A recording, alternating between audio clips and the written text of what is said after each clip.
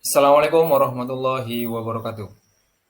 Perkenalkan, nama saya Saiful Ramadan dari SMA Said Yusuf Talangong. Kali ini saya akan membuat aksi nyata menyebarkan pemahaman mengapa kurikulum berubah.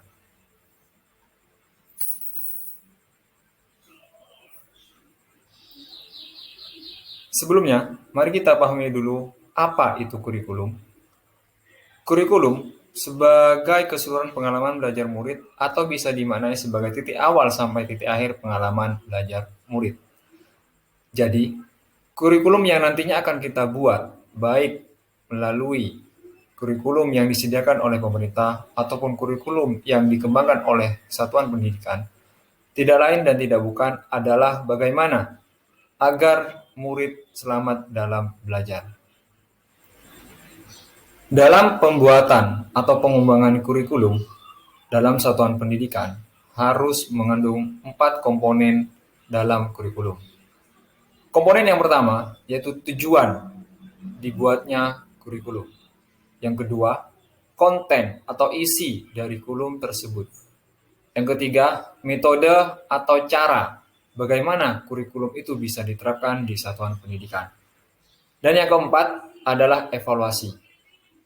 Seyogyanya kurikulum dalam satuan pendidikan harus dilakukan evaluasi dari tahun ke tahunnya agar mengalami perubahan-perubahan atau mengalami perbaikan dari kurikulum sebelumnya. Selain itu, kurikulum juga diklasifikasikan berdasarkan 3 bagian. Yang pertama, tujuan pembelajaran atau konten pada masing-masing pembelajaran. Yang kedua, panduan pedagogik. Dan yang ketiga, panduan asesmen atau evaluasi nanti pada pembelajaran di kelas. Apa sih peran dan fungsi kurikulum? Kenapa kurikulum menjadi hal penting dalam satuan pendidikan? Dan sekarang pada kurikulum merdeka, kurikulum harus dibuat sesuai dengan potensi dan karakter masing-masing di satuan pendidikan. Nah, sejauh mana peran dan fungsi kurikulum? Yang pertama, kurikulum adalah satu komponen penting dalam sistem pendidikan nasional. Oleh karena itu, pemerintah menyediakan kurikulum secara nasional. Yang kedua, kurikulum sebagai pedoman dan acuan dalam pembelajaran. Selain pemerintah juga menyediakan kurikulum yang bersifat secara nasional, satuan pendidikan bisa mengembangkan kurikulum sesuai dengan acuan pembelajaran di satuan pendidikan tersebut. Sedangkan fungsi kurikulum bagi guru adalah untuk memandu dalam proses belajar murid. Dengan kata lain, guru juga harus tahu kurikulum apa yang akan dilaksanakan di satuan pendidikan tersebut agar proses belajar murid selamat dan bahagia. Mengapa kurikulum perlu dirubah? Mungkin itu adalah kata yang tepat pada zaman sekarang, yang dimana saat ini, sejak masa pandemi, kurikulum berubah menjadi kurikulum merdeka. Kenapa kurikulum perlu dirubah? Yang pertama menjadi alasan yang kuat adalah kurikulum bersifat dinamis sehingga harus selalu dikembangkan. Oleh karena itu, walaupun pemerintah melalui Kemdikbud menyediakan kurikulum secara nasional, namun satuan pendidikan harus mengembangkan kurikulum dari pemerintah.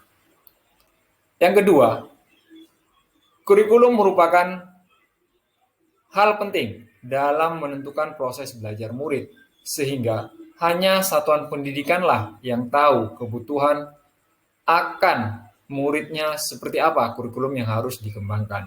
Oleh karena itu, kurikulum harus sesuai dengan kebutuhan perkembangan zaman.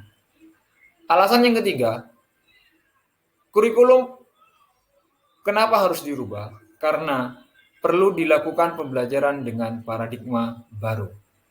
Nah, dari 3 alasan tersebut, maka kurikulum dalam satuan pendidikan perlu adanya perubahan. Hal ini senada dengan disampaikan oleh Ki Hajar Dewantara. Maksud pendidikan adalah menuntun segala kekuatan kodrat yang ada pada anak-anak agar mereka dapat mencapai keselamatan dan kebahagiaan yang setinggi-tingginya, baik sebagai manusia maupun anggota masyarakat. Nah, Dari pernyataan Ki Hajar Dewantara ini, maka seyogyanya satuan pendidikan juga harus melakukan perubahan-perubahan pada kurikulum agar anak-anak atau murid-murid kita bisa mencapai keselamatan dan kebahagiaan yang setinggi-tingginya, baik anak tersebut atau murid tersebut sebagai manusia maupun nantinya akan bermanfaat untuk anggota masyarakat. Selain itu, kurikulum perlu berubah demi memenuhi kebutuhan murid sesuai dengan zamannya. Oleh karena itu, kurikulum sekarang dikenal atau dirubah atau harus sesuai dengan kodrat alam dan kodrat zaman. Bapak Ibu Guru, tidak kalah penting, mengapa kurikulum perlu diadaptasi? Sedangkan pemerintah sudah menyediakan kurikulum secara nasional. Kurikulum dari pemerintah pusat harus melalui proses adaptasi terlebih dahulu. Bentuk adaptasi harus sesuai dengan kebutuhan murid-murid di sekolah dan perkembangan zaman.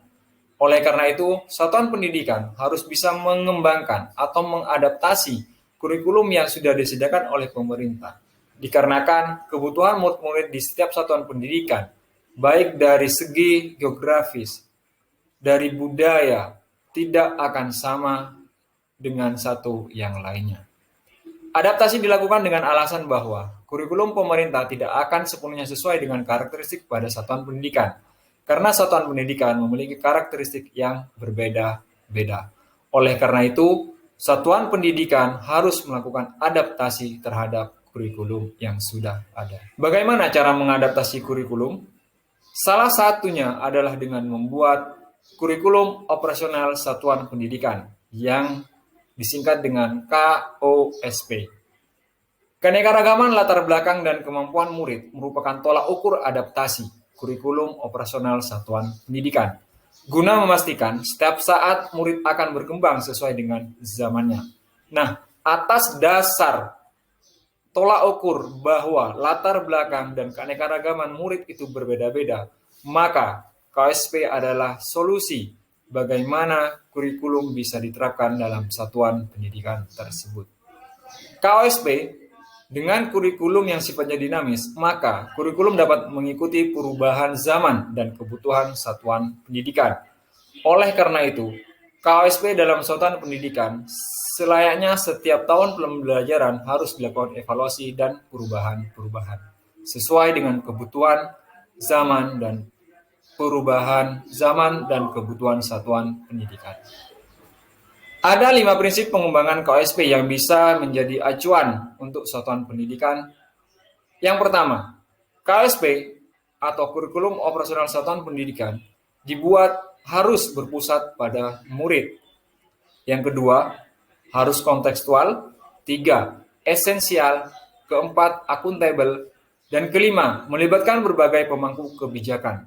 Jadi, dalam penyusunan atau pengembangan KOSP, satuan pendidikan harus melibatkan banyak pemangku kebijakan, mulai dari guru, komite sekolah, ketua yayasan jika sekolahnya swasta, atau pemangku kebijakan di sekitar sekolah kita, bisa dari lembaga-lembaga pemerintahan.